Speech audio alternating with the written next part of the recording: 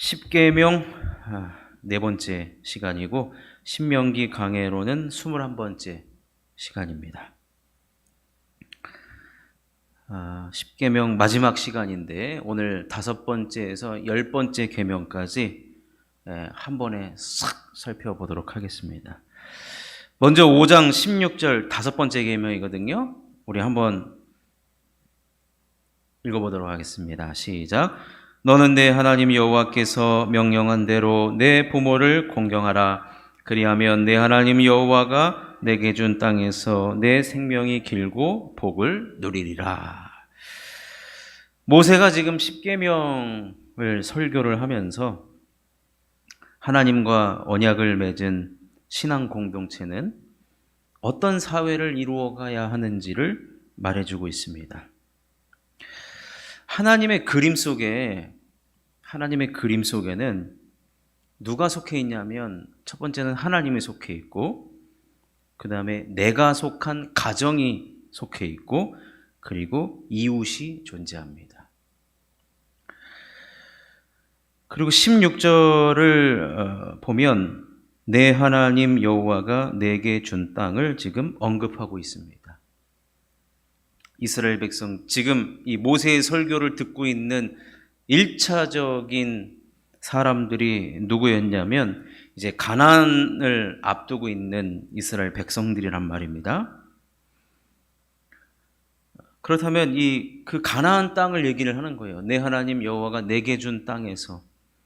저 땅은 가나안 땅을 이야기하는데, 그래서 어떤 사람들은 이 말씀은 그 당시에 가나안 땅에 들어간 이스라엘 백성들 그 세대만 해당이 된다 라고 하고, 이 부모님을 공경하라는 것은 그때로 끝났다.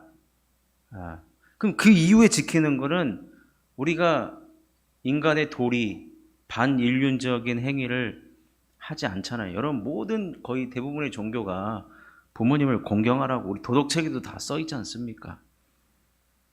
그래서 하나님 말씀이 아닌 우리 사회가 가정을 지키고 건강한 사회를 이루고자 하는 그 말씀으로 받아들여야 된다라고 주장하는 사람들이 있는데 절대 그렇지가 않죠. 지금 우리에게 있어서 가나안 땅은 어디입니까? 우리가 주 예수 그리스도 안에서 살아가면서 하나님 나라의 백성으로 살아가는 모든 자들을 말하고 있기 때문에 우리는 오늘 주신 이 말씀을 반드시 순종하며 지켜야 한다는 것입니다. 따라서 지금 우리가 살아가고 있는, 신앙생활 하면서 살아가고 있는 모든 곳이 다 지금 가나안 땅이에요. 가나안 땅.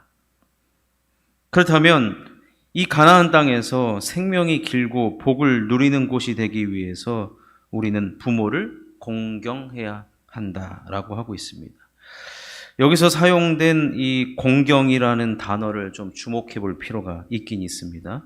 카바드라는 히브리어 단어인데 이 말은 무겁다 또는 영광이라는 뜻을 가지고 있어요. 무겁다, 영광.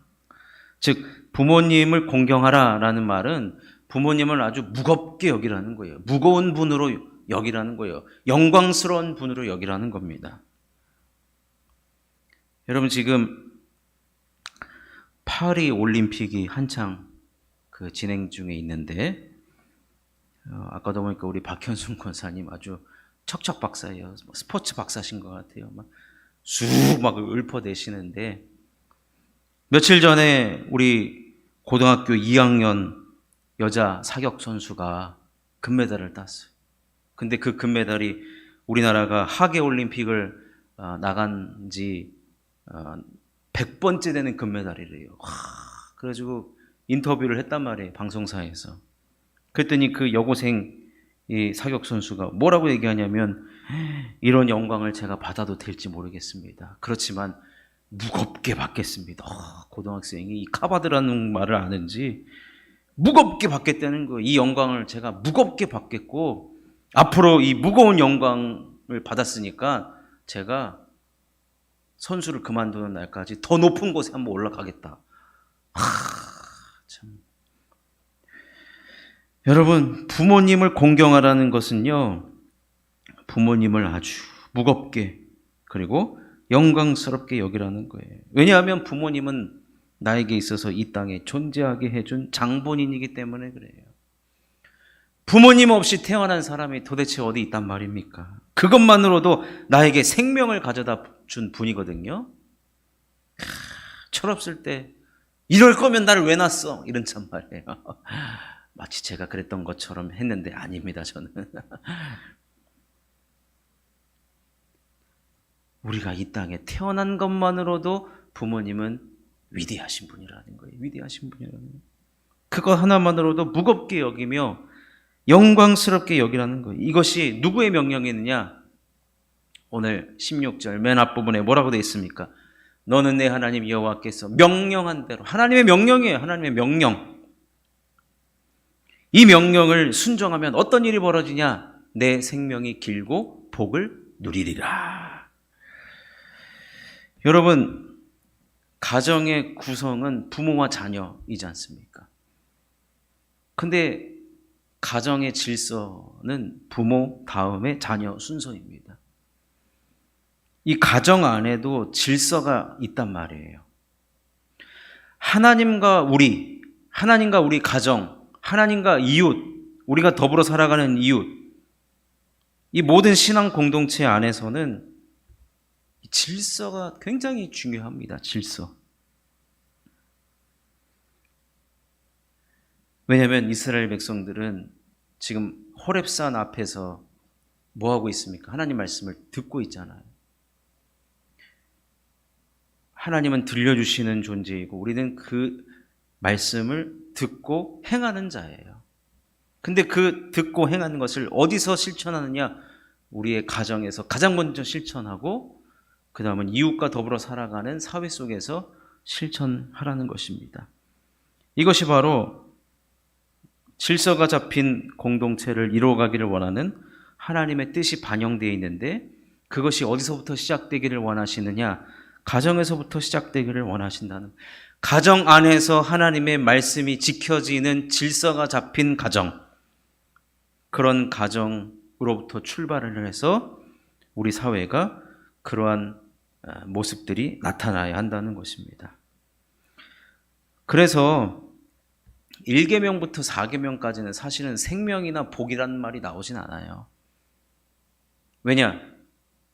하나님과 우리 사이에서 우리가 하나님의 언약 백성으로서 하나님이 어떤 분인지를 알고 또 우리가 하나님과 사이에서 우리가 어떤 존재인지에 대한 이야기를 하다가 그럼 우리가 복을 어디서부터 받느냐? 이 가정에서부터 우리가 살아가는 사회 속에서 하나님이 복을 주시겠다는 거예요.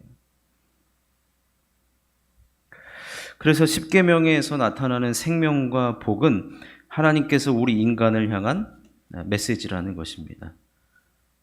우리가 하나님 안에서 생명을 누리고 복을 누리는 것은 우리를 향하신 하나님의 뜻이라는 거예요. 그래서 5계명부터 10계명까지 우리들에게 주신 궁극적인 이유는 그 말씀에 순종하는 자에게는 복이 있고 생명이 있다라는 겁니다. 따라서 우리의 가정과 나와 이웃은 함께 살아가면서 오늘 모든 말씀을 보면은 딱 여기에 다 걸려있는 말씀입니다. 우리가 부모님을 무겁게 여기듯이 우리의 이웃들의 생명과 또 우리 이웃들의 재산에 대해서 우리가 무겁게 여기는 태도가 동일하게 적용돼야 된다는 것입니다. 그러니까 6번째 계명에서 10번째 계명까지를 보면 서로의 생명과 재산을 소중히 여기는 모습들이 나타나고 있는 것이죠. 자, 우리 17절에서 21절까지를 한번 읽어보겠습니다. 시작. 살인하지 말지니라, 간음하지 말지니라, 도둑질하지 말지니라, 내 이웃에 대하여 거짓 증거하지 말지니라, 내 이웃의 아내를 탐내지 말지니라, 내 이웃의 집이나 그의 밭이나 그의 남종이나 그의 여종이나 그의 소나 그의 낙이나 내 이웃의 모든 소유를 탐내지 말지니라. 하나님께서 원하시는 공동체의 모습은 이렇게 서로가 서로를 생명과 재산을 소중히 여겨주는, 즉 질서 잡힌 모습을 원하십니다. 그 질서는 곧 생명과 복이에요. 여러분, 질서 자체가 생명과 복입니다. 사실 이스라엘 백성들이 400년 동안 노예 생활을 했잖아요. 그들은 생명과 복을 들어본 적이 없어요. 그 당시에는. 왜 그래요? 여러분, 노예가 무슨 생명과 복을 말합니까?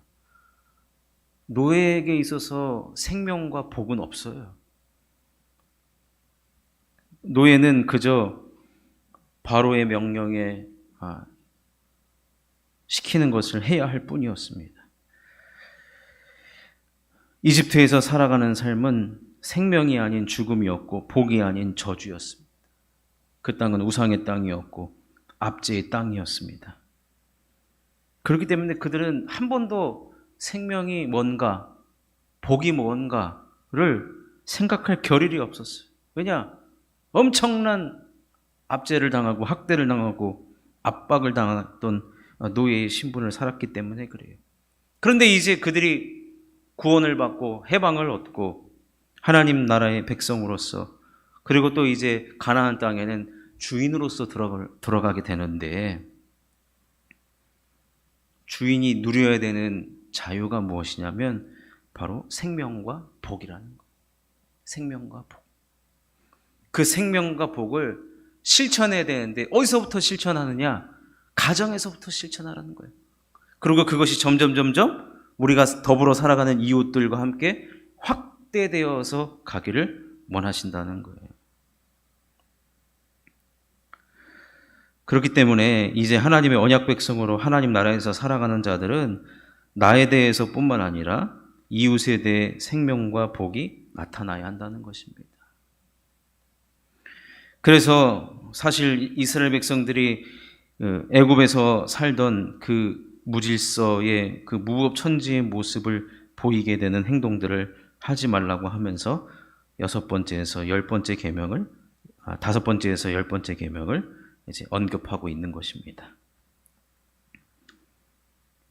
나만큼 이웃의 생명도 중요하다는 것이, 아까도 말씀드렸지만 애굽에서의 생활에서는 여러분, 나도 잘 안 보여요. 여러분, 우리가 막 바쁘게 살면은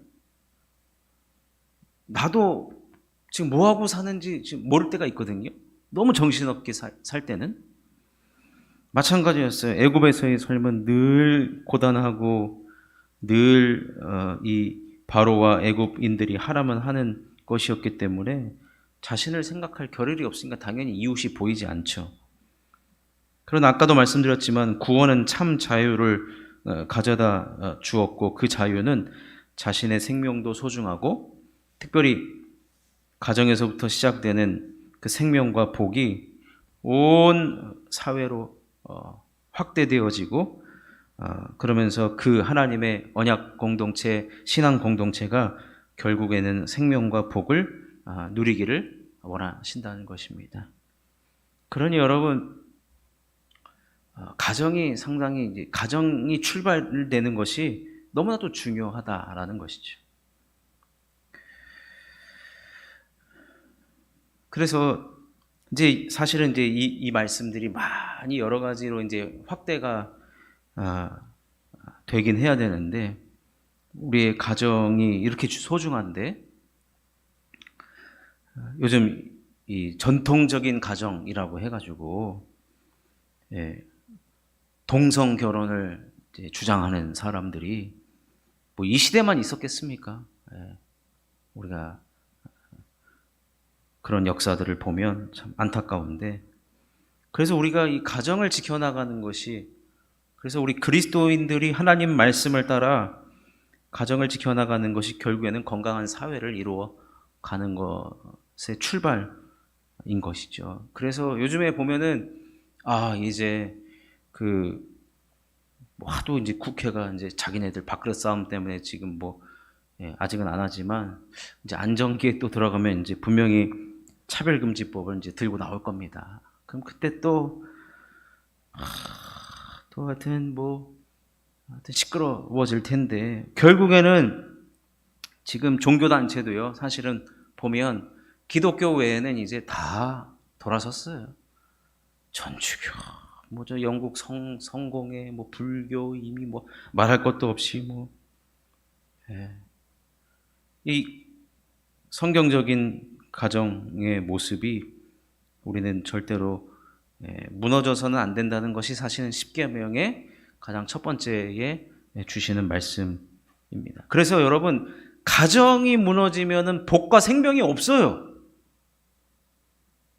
그러니까 가정 안에서 부모와 자녀의 질서가 무너지면요, 우리 사회가 힘들어질 수밖에 없다라는 것입니다.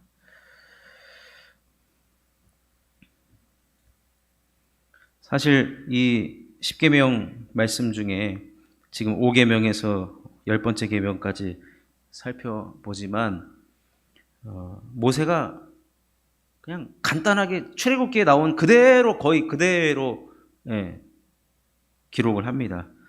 이제 물론 출애굽기를 보면은 이 나머지 10계명에 대한 그 이후의 부분, 살인에 대해서, 간음에 대해서, 어떤 경우 구체적인 상황까지 다 언급을 하는데, 신명기에는 아무리 찾아봐도 없어요. 왜 그러냐? 지금 사실은 신명기는 모세의 설교잖아요. 즉 이 가나안 들어가기 직전에 이스라엘 백성들에게 전하신 하나님의 말씀인데, 지금은 당장 이것이 이제 구체적으로 들어갈 지금 상황이 아니기 때문에 그래요.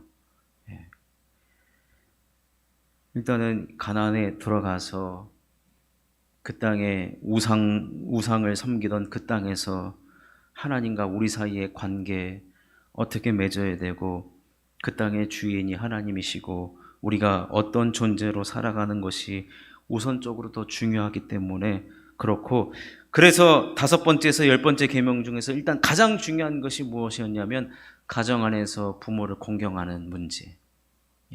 이방 땅 가나안 땅에 들어가서도, 그 우상의 땅에 들어가서도 우리가 주인으로 들어가지만 우리가 그곳에서 그 땅에 있었던 저주와 그 땅에 있었던 모든 우상들을, 무질서를 다시 분위기를 바꾸고 또 하나님의 성경적인 세계관으로 심을 수 있는 가장 중요한 역할은 가정의 질서의 회복이었던 것이기 때문에 그렇습니다.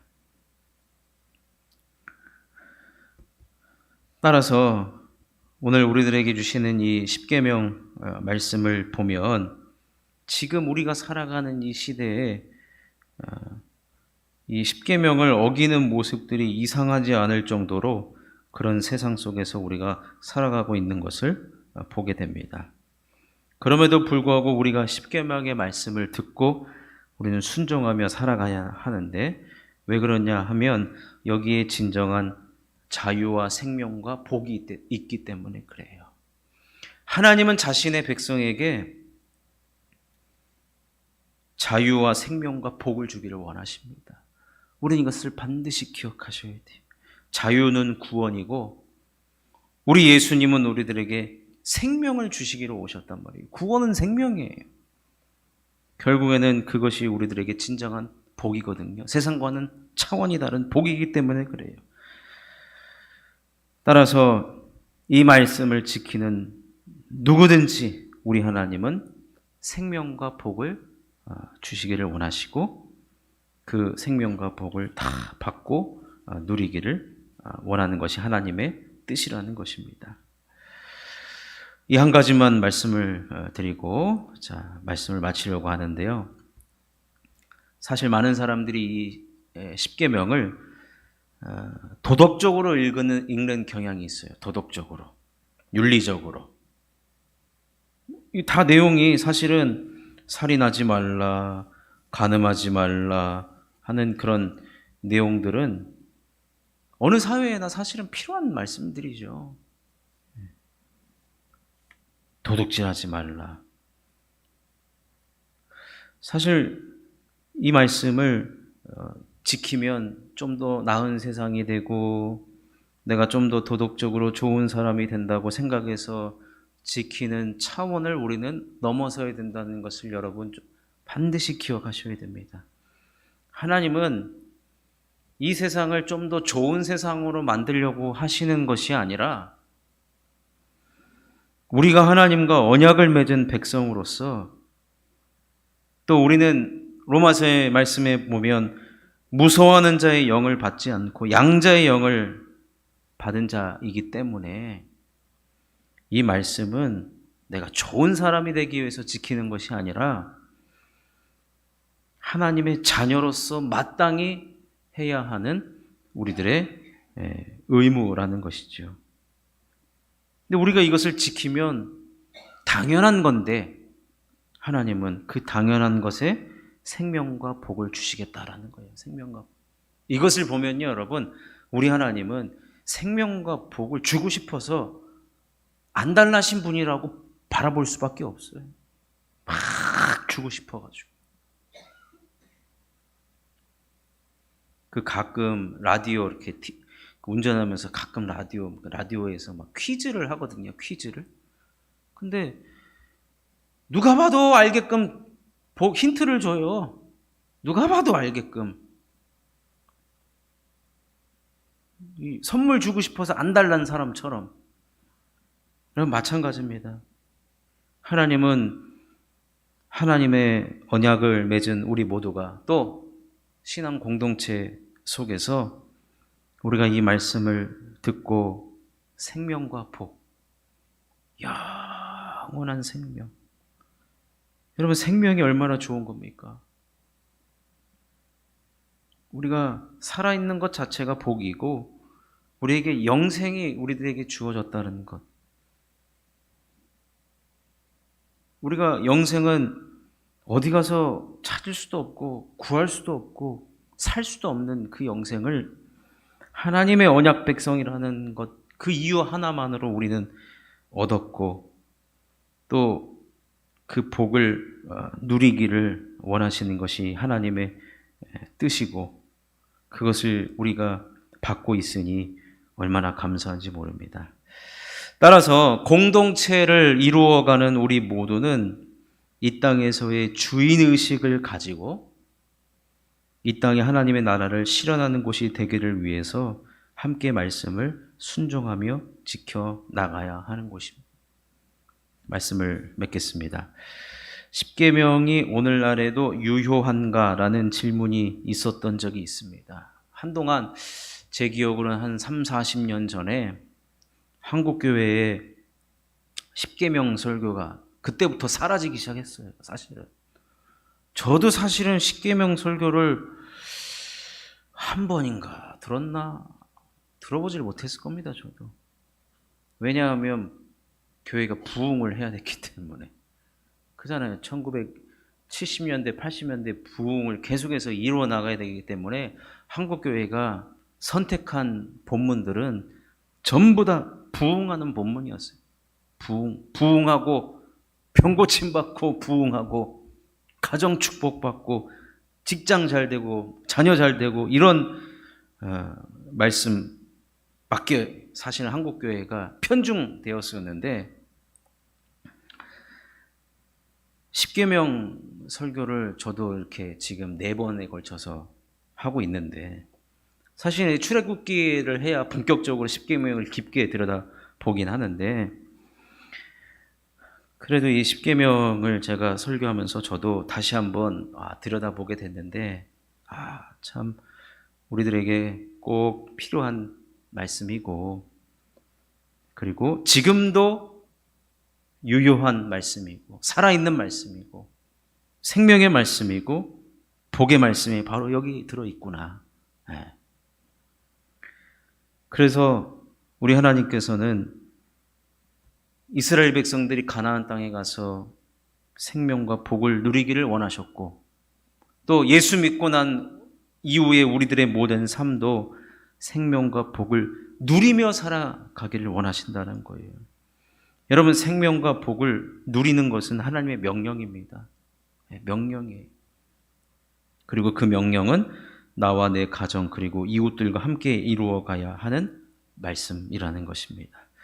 이것이 하나님과 언약을 맺은 공동체가 추구해야 하는 진정한 모습이라는 것이고, 이러한 모습이 당시에는 가나안 땅이지만 지금은 예수를 믿고 살아가는 우리 모두가 살아가는 곳이 하나님 나라가 되기를 하나님은 원하고 계신다라는 것입니다. 그래서 오늘 십계명을 마무리하면서 우리가 생명과 복을 누리기를 원하시는 그 하나님, 우리 가정에서부터 우리의 이웃으로 확대되어지고 확장되기를 원하시는 그런 하나님의 뜻이 있음을 여러분 기억하시고, 우리의 가정에 하나님의 은혜가 먼저 넘쳐날 수 있기를 주님의 이름으로 축원합니다. 우리